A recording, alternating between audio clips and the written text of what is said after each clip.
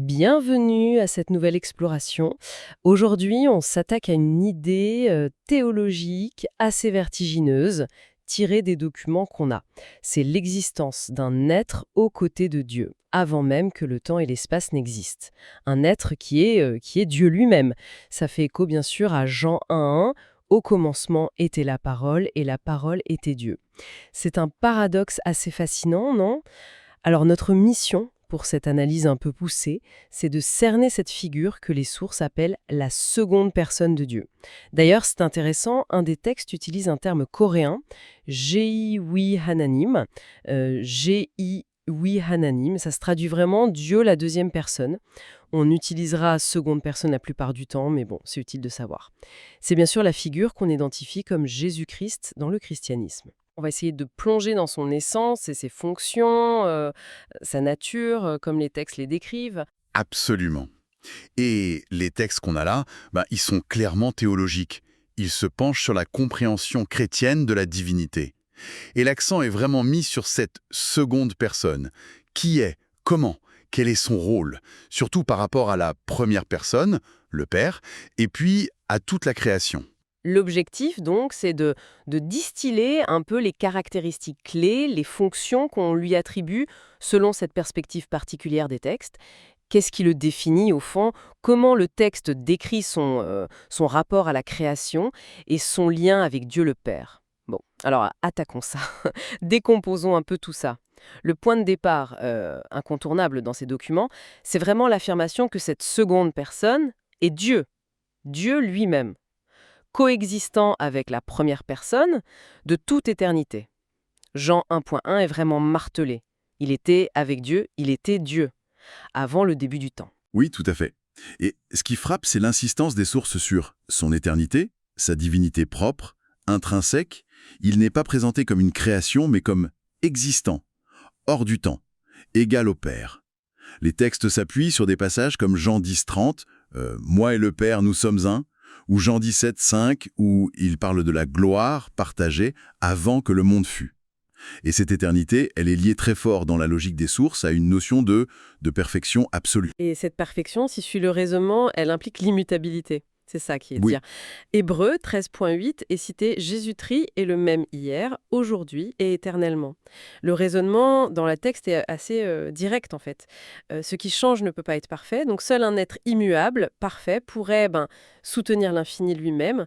C'est comme ça que c'est présenté. C'est un contraste très fort avec tout ce qui est créé, tout ce qui existe dans le temps et qui, par définition, change. C'est un point clé, on sent que le texte veut l'établir. Les documents parlent aussi de son auto-existence. Il s'appuie sur Jean 8.58 quand Jésus dit Avant qu'Abraham fût, je suis ». Ce « je suis », ça fait écho directement à Exode 3.14, le nom divin « Je suis celui qui suis ». Et ce qui est intéressant, c'est que la source étend cette auto-existence aux trois personnes, Père, Fils, Esprit Saint, mais en même temps, pour souligner que Dieu est unique, elle cite Ésaïe 43.10 « Avant moi, il n'a point été formé de Dieu, et après moi, il n'y en aura point ». Donc on voit bien comment le texte essaye de naviguer cette tension entre l'unicité de Dieu et la pluralité des personnes. Il reconnaît que c'est un mystère, clairement. Oui, c'est clair. Il y a aussi ces titres très forts, l'alpha et l'oméga, tirés de l'Apocalypse. Apocalypse 1.8 le dit « Je suis l'alpha et l'oméga, celui qui est, qui était et qui vient, le Tout-Puissant ». Et un peu plus loin, 1.17-18, il se présente comme le premier et le dernier, le vivant. « J'étais mort et voici je suis vivant, je tiens les clés de la mort et du séjour des morts ». Ça renforce vraiment cette idée d'une existence qui précède le temps, qui l'englobe, qui le dépasse. Et sa souveraineté sur la mort même, impressionnant. Le Dieu véritable et la vie éternelle. Et puis il y a ces descriptions très imagées, l'image du Dieu invisible dans Colossiens, le rayonnement de sa gloire et l'empreinte de sa personne dans Hébreu. Pour bien saisir la force de ces mots, il faut voir les termes grecs. Empreinte, c'est caractère, c'est comme la marque d'un sceau, vraiment ce qui le définit. Et personne ou substance, ça traduit hypostasis. La hypostasis est un terme qui a fait couler beaucoup d'encre pendant des siècles.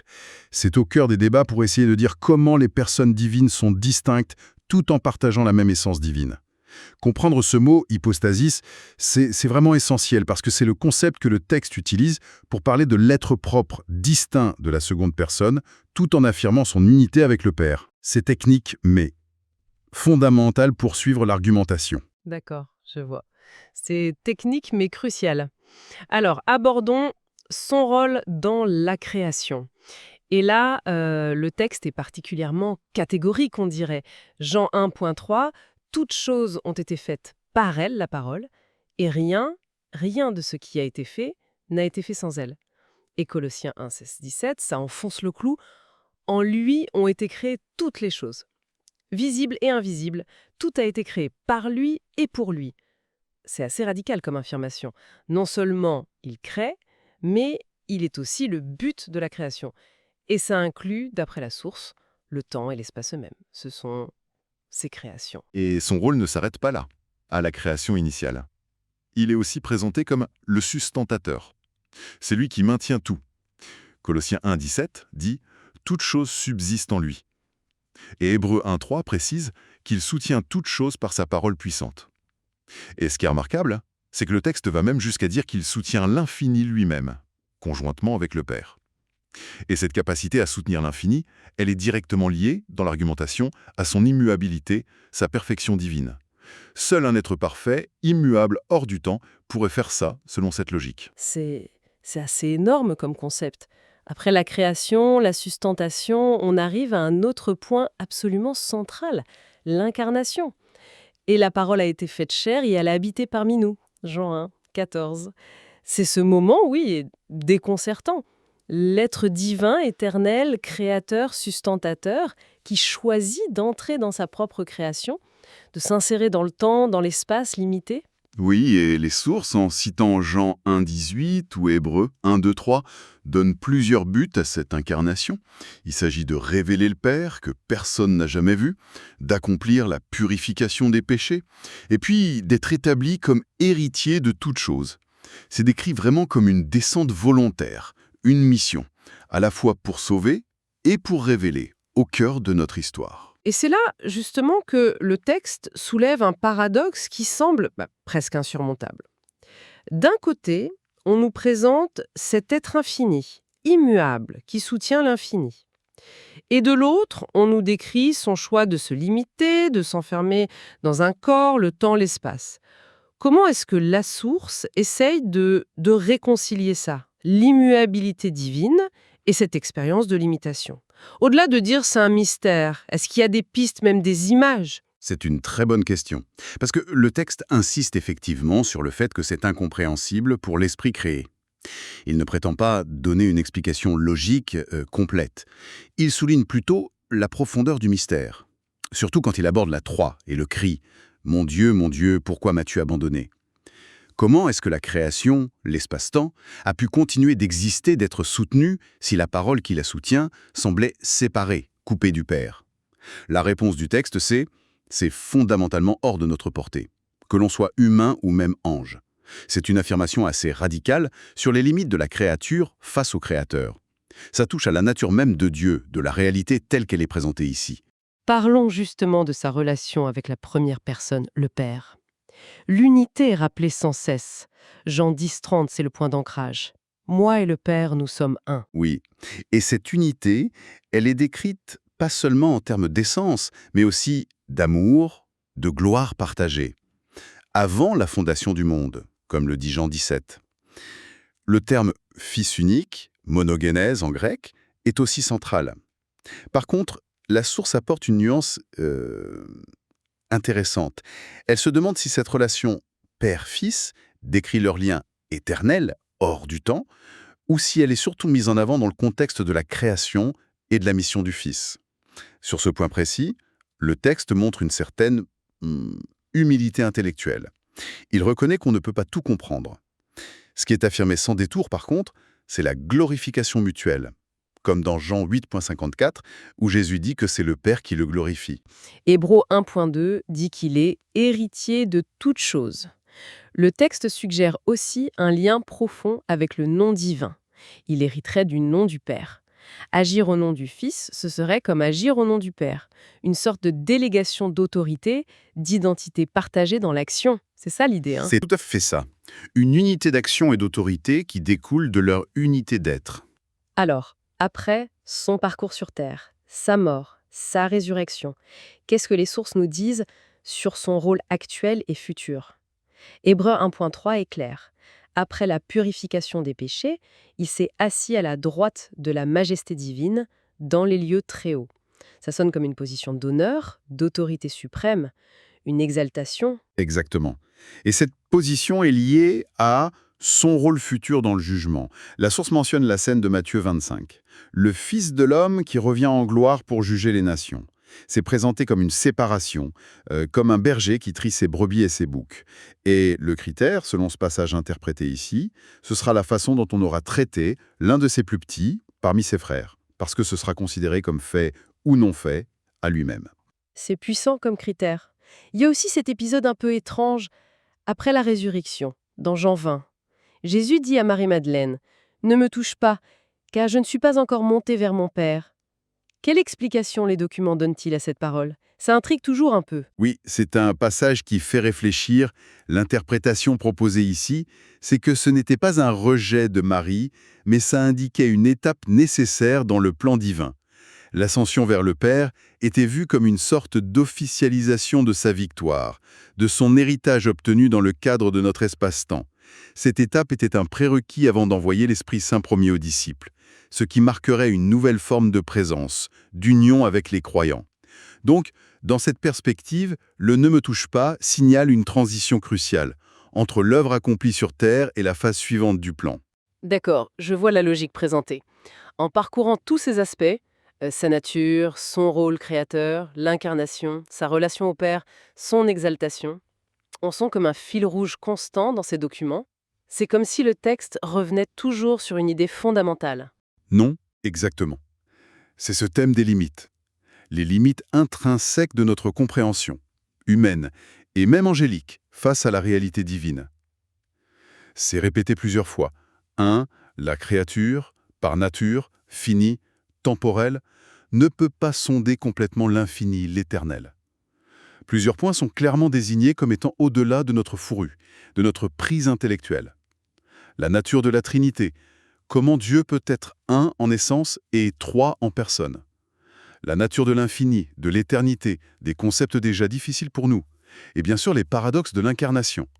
L'infini qui devient fini, l'immuable qui expérimente la souffrance, la mort. Sans oublier le mystère de cette séparation apparente sur la croix. Pour illustrer ça, la source utilise même une analogie assez parlante. Celle d'un ver de terre, le texte coréen dit « kudogi », une larve qui essaierait de comprendre une technologie humaine hyper avancée. L'écart est juste trop grand, quoi. Et de la même manière, suggère le texte, l'écart entre créature et créateur rend impossible une compréhension totale de Dieu. Et cette idée va même jusqu'à interpréter Matthieu 18.10, quand il est dit que les anges des enfants voient constamment la face de mon Père. La source dit « Attention, ça ne veut pas dire une vision directe de l'essence divine elle-même. Ça, ce serait insoutenable pour une créature. Ce serait plutôt voir le représentant autorisé du Père. Que ce soit le Fils ou d'autres anges agissant en son nom, recevant ses ordres via le trône. La vision directe de l'essence du Père, ça resterait voilé.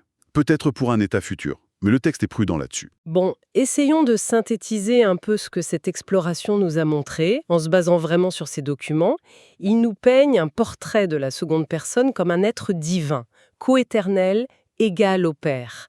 Caractérisé par la perfection, l'immuabilité, il est présenté comme le créateur actif, le sustentateur continu de toute la réalité, temps et espace compris. Puis, ces textes décrivent son entrée volontaire dans l'histoire, en Jésus, avec une mission de révélation, de rédemption, qui culmine dans sa mort et sa résurrection. Et enfin, il est dépeint comme exalté maintenant à la droite du Père, avec un rôle clé dans le jugement à venir. C'est une excellente synthèse de la figure telle qu'elle ressort de ses écrits. Et un point crucial qui en découle, et que les textes eux-mêmes mettent en avant, c'est cet appel à l'humilité intellectuelle. Face à des concepts aussi énormes que la Trinité, l'incarnation, la coexistence de l'infini et du fini en Christ, la manière dont il soutient l'univers même pendant son passage sur Terre, la source reconnaît explicitement que tout ça, ça dépasse largement notre capacité de compréhension en tant qu'être créé, limité par le temps, l'espace.